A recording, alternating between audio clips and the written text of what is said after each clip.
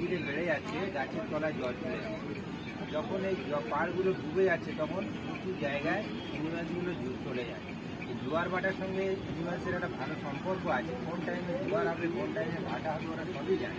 প্রকৃতির ব্যাপারগুলো ওরা বুঝতে পারে। ব্যাপার তো, কিন্তু এমন একটা টাইম জোয়ার ভাটা হচ্ছে, আমরা যত দেরি করবো তত আমাদের ভরা জোয়ারেই ঘুরতে হবে।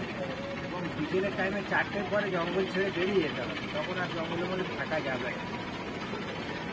যার জন্য সকাল সকাল চলে আসলে কী হয়, আপনার দোবাকি যাওয়ার যে রাস্তাটা অনেক টাইম লেগে যায়।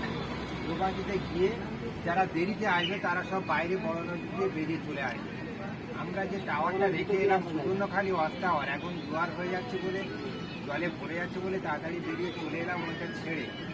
ওটা দ্বিতীয় টাওয়ার, ওটা যারা আসবে পরে আসবে তারা ওটা দেখে তবে ব্যাক করবে, কারণ ফিরে এসে আর টাইম থাকবে না। 4টের আগে ঢুকতে হবে, 4টের আগে না ঢুকলে ওই দোবাকি এই সুবর্ণখালি টাওয়ারটা দেখাতে পারবে না।